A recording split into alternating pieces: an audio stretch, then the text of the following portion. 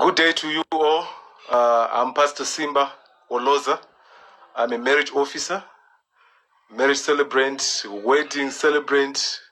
We go by all those names. I'm also a marriage coach at Strong Bonds Marriages. Besides that, I'm also a marriage counselor and also an affair recoveries specialist. So that's what I do. I'm married to one wife. My wife and I have 3 kids. We've been married for the past 20 years. I'm also a pastor.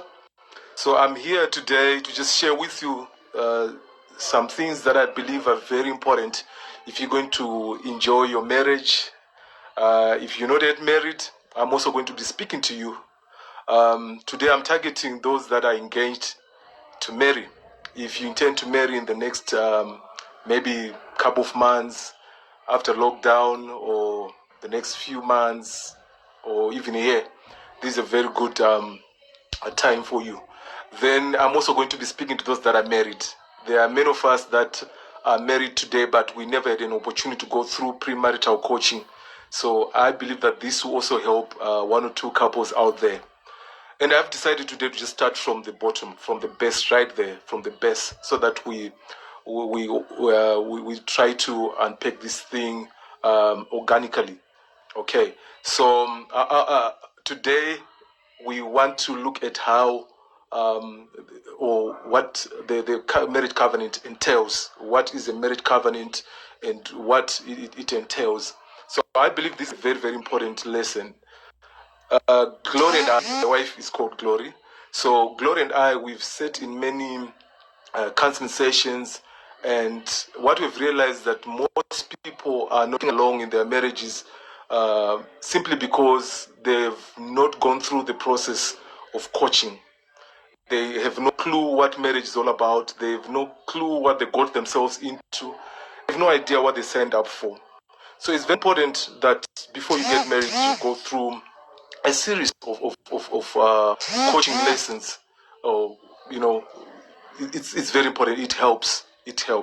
So we will be sharing with you on how you can strengthen your marriage even before it begins.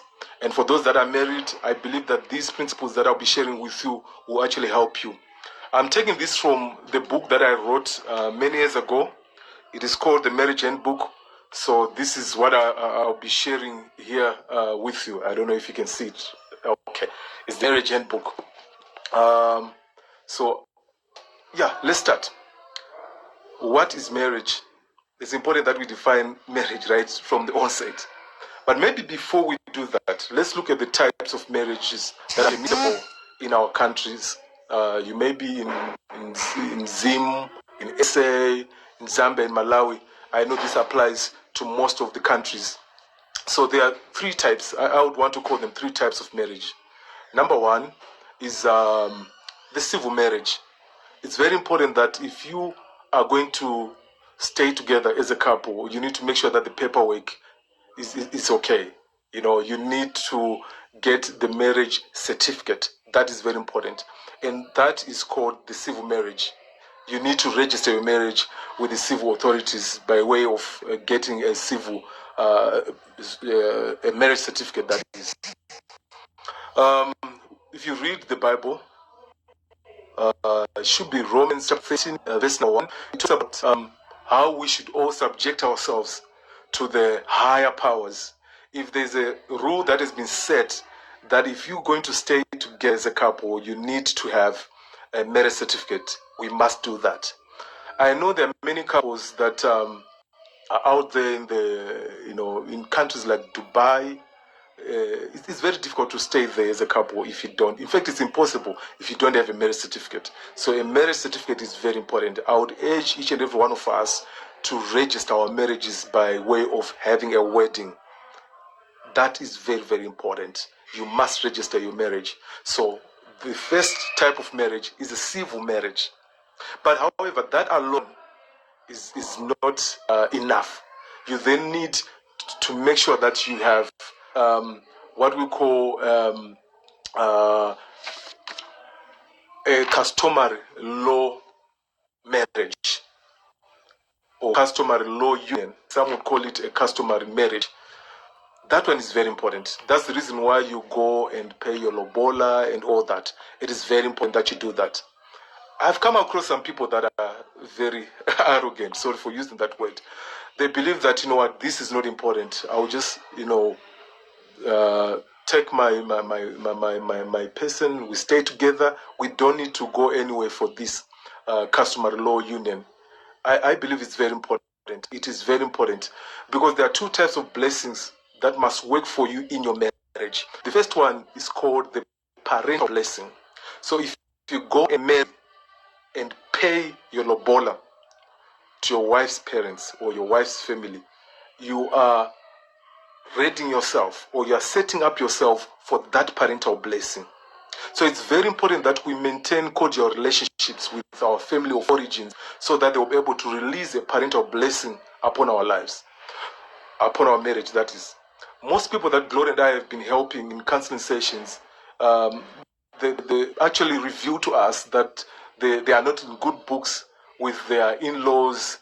They are not in good books with the parents of maybe the wife and all that.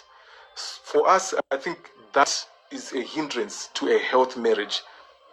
As long as they not release their parental blessing upon you. Because after marrying, they will say some words, and those words are very important. So you need to seek for that parental blessing by making sure that you fulfill all the customary requirements.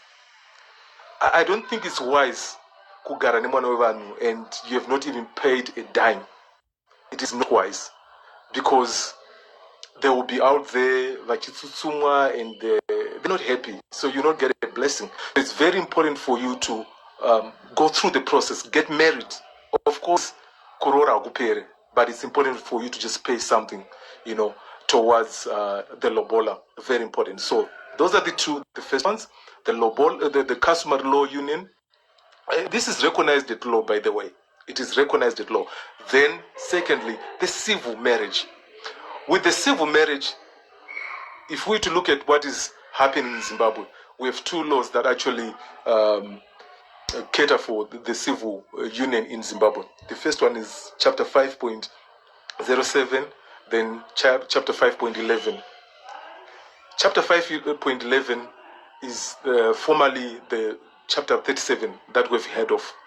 Chapter 5.11 is potentially no, this one's not. It's not the one. It is. It restricts polygamy, so it is serially monogamous. Okay, it is serially monogamous, meaning that you must have one spouse at a time, and when they die or when you divorce, then you are allowed to marry again. Then the 5.07 is potentially polygamous. It allows you to marry many wives. So obviously we go with the 5.11 because to us that's what is in tandem with what the Word of God says about marriage. So that is very important. Then there's the third type of marriage, which by far is more important for us. We call it the marriage covenant. The marriage covenant now is when you then involve God in your marriage. When you sort of spiritualize, you have legalized, you have fulfilled all the customary requirements by paying your lobola and all that. And then thirdly, you must spiritualize your marriage. Spiritualize. You must involve God into your marriage. Marriage for us is not a duet. Don't ever make the mistake of just living in your marriage and you're just the two of you. Make sure that you involve God because God is the initiator. He is the one that designed the institution of marriage. So involving makes your marriage a tribune and not a duet. So when you then wed, you are getting into this triune, you are getting an opportunity for you to call upon God so that it becomes part and parcel of your union. So marriage, wedding actually gives you an opportunity for you to just, get God into your marriage. Of course, I've come across many people that say, Pastor, it's not necessary for us to wed. It is necessary because that's how you enter into a covenant. Because covenants are entered into by speaking, by making a vow. And a covenant made up of three. That's you, spouse, and God. The covenant marriage for us, or the marriage covenant for us, is like a triangle. I want you to picture a triangle. At the apex of the triangle is God. And then at the bottom of the triangle, at the base of the triangle, there are two angles. The other one is your wife. And then the other one, that's you, the husband. And these are the three pillars that make up a healthy marriage. And when you picture that triangle, if you are scaling up your side of the triangle, and your spouse is also scaling up her side or his side of the triangle, as you are moving towards God, who is the apex, you know what is happening to the two of you? The gap between the two of you is reducing. That's the reason why you must actually go for a wedding and invite God to become part and parcel of your marriage. So that is very, very important for us as people, as a people that are serious about this union. Okay, I'll break it down further as we go.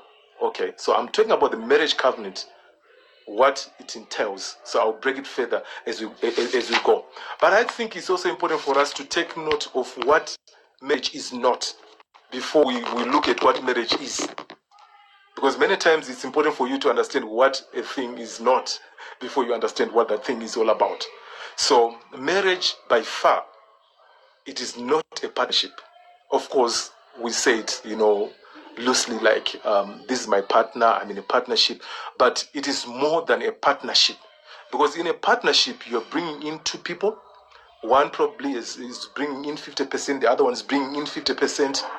And if you are to partner someone, your interests are on what you're going to get back from your partnership.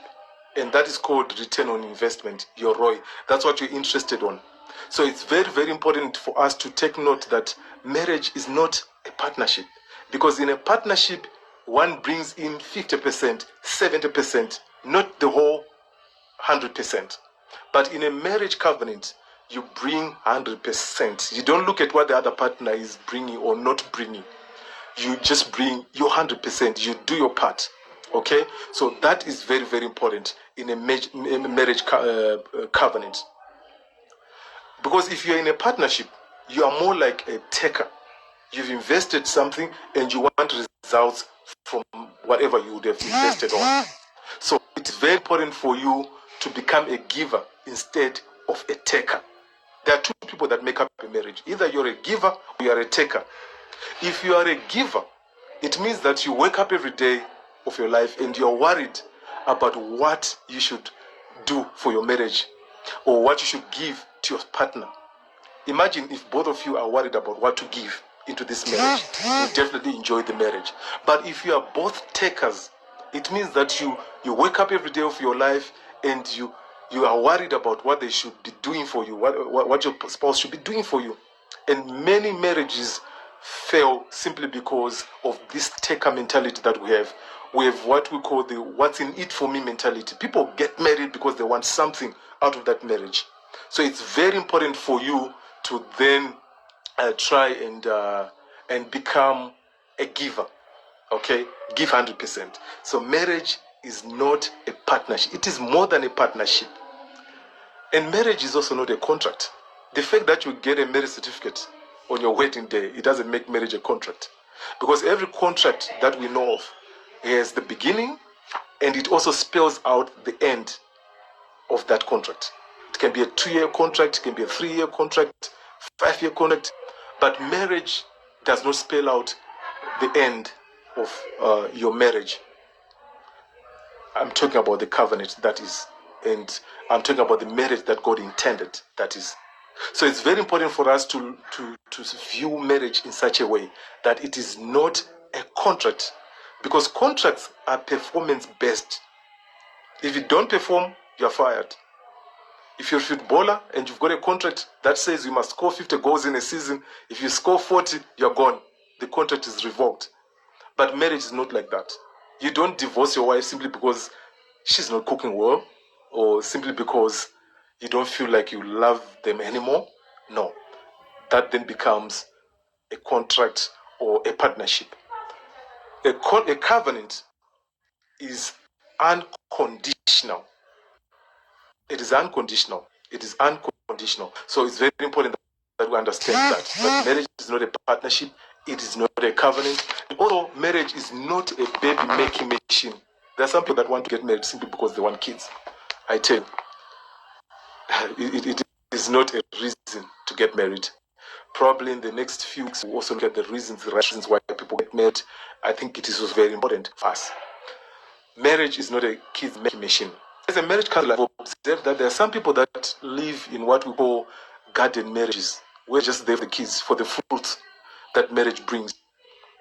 That's not marriage. We must work out whatever differences we have, whatever challenges we're facing. It is very important. So marriage, by far, it is not a kids-making machine. And also, marriage is not a joyride. For those that are not yet married, marriage is not a joyride. It is not. It is not a storm-free relationship. My wife and I have been married for the past 20 years, and I will tell you, it has not been smooth. There are times when, we fight, not physically, but just not agreeing in certain issues.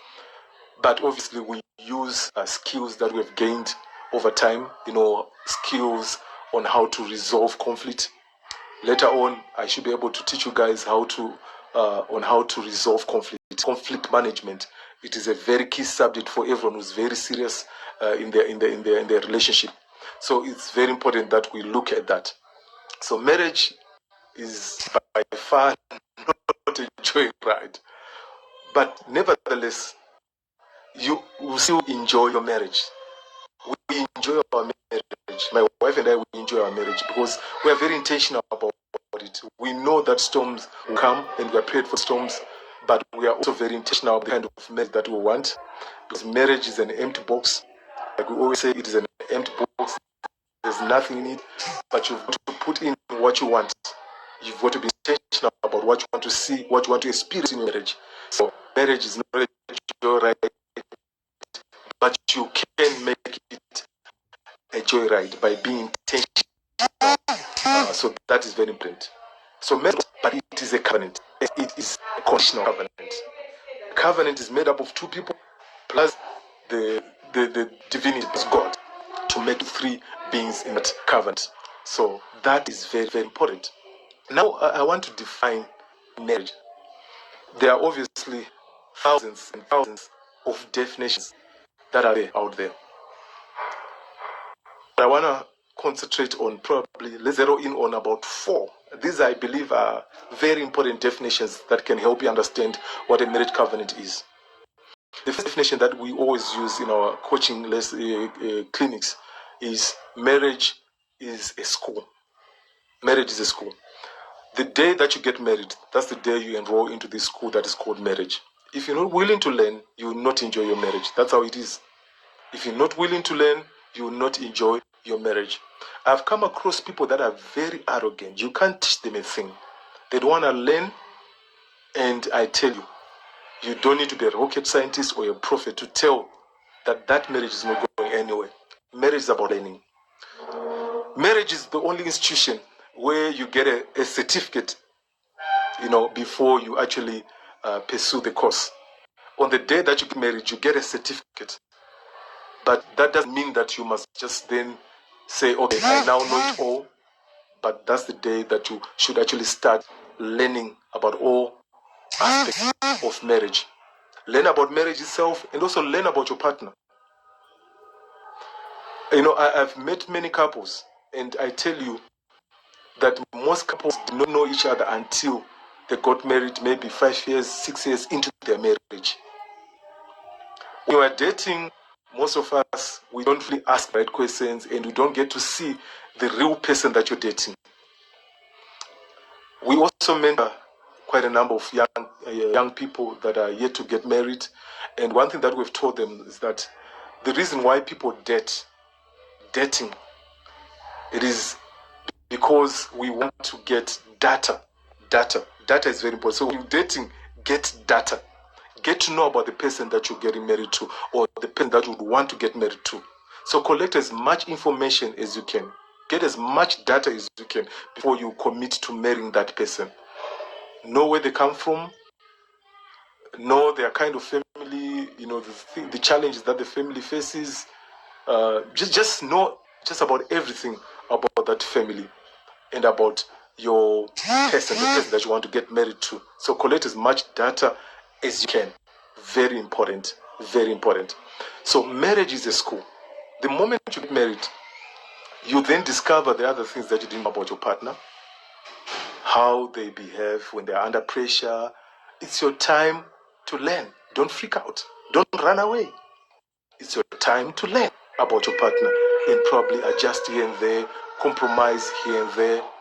It's only normal for you to do that. So marriage is a school. Marriage is school. My wife and I, like I said, we've been married for the past 20 years, but we still learn new things. We read about how to communicate better in marriage, how to become a good listener, all the different forms of intimacy in marriage. So we are always improving ourselves, learning by each day. So marriage gives you an opportunity to learn, to improve yourself in terms of what you know about this all-important institution that is called marriage. Then number 2 definition, very interesting one. Marriage is a mirror. It is a mirror. Now, before you leave your home, most of us, this is what we do. We go before the mirror and parade ourselves in front of that mirror and probably look at not so good points about ourselves. We are honest. If I have a long forehead or whatever, I have a way of styling my hair in such a way that I cover up for that point. That's grooming in a nutshell. So we can't do without mirrors. Most of us, we can't. So marriage is a mirror in that the moment you get married, you're going to see a reflection of who you are, the person who is on the inside, the person that you have never taken time to really know. So marriage then unveils that person. When Gloria and I got married 20 years ago, on the 18th of December 1999, I had no idea that I had any issues. 6 months down our marriage, I tell you, this anger kept on coming out. I would snap at Glory. She would also do the same. And then we discovered that, you know what, there was always this person, this Simba who was in me that I never knew of. And marriage is a way of bringing out those not so good points about us. But again, don't run away from that. You actually have to face those situations and deal with those situations. If you have anger issues and you just discover that you've got anger issues, deal with that anger. I discovered that I lacked long suffering. I discovered that I had no patience. Yet I called myself a Christian, and yet I thought I had the fruit of the Spirit in me. But when you get married, you are tried in all those areas. And those things that are not so good about us, they then come out. And it gives you an opportunity to deal with those things. So marriage is a mirror that reflects the person that is on the inside of you. So it then gives you an opportunity to become a better person. It then gives you an opportunity to become a better person. So let's embrace that and move on with our marriages and become better as we go. Marriage is also a mirror in that your spouse is there to make sure that you become better. Just like when we stand before a mirror, when you leave the mirror, you leave the mirror with that confidence that, you know what, I'm looking good. You've got a confidence and all that. So marriage gives you an opportunity to improve as a person. Okay? So every time before I go for work or whatever, I just parade myself before my wife Glory and say, baby, how do I look? And I trust her judgment. If she says, you don't look good with that hairstyle, or you don't look good in that shirt, I take it. Because I know that her intentions is to make sure that I look better and I'm a better person out there. and the best comes out of me. That's her intention. So marriage is a mirror. Improve each other. I don't think it's right for you to have been married for 5 years, 10 years, and there's no significant improvement that can be noticed on your partner that can be credited to you. Kana wakatora mwana wevanhu ane akapera grade 7, then it's your duty to then improve her. Encourage her so that she goes for O level, she goes for A level, attains that degree. That's what a mirror does. It improves the person that comes before it. So it's your duty, if you're in a covenant marriage, to make better the life of your spouse, to add some value into their lives. It is very, very important for us. So marriage is a mirror. Then number 2, that was number 2. So number 1, I said marriage is a school. Number 2, I said marriage is a mirror. Then number 3, marriage is, I would say it is the process of becoming one. It is the process of becoming one. I just love that definition because it summarizes what must be happening in a marriage. You are on a journey towards becoming one. This is what we must dispel as marriage coaches. You don't have the marriage that you dream of in a single day, like overnight. It doesn't come overnight. It's a process that you're intentional about it, to say, this is what I want. Because I've seen that most people are frustrated when they don't get the marriage that they want immediately, just like that. I know we're living in a microwave generation where we want things instantly. You've got to work on that marriage. Be patient with yourself. Be patient with your spouse. Things will get better. Don't give up at the appearance of just one small problem and you quickly want to run away. We always joke and say, what are you going to do? So it's very important for you to see it as a lifelong learning process. It's a process. It's not just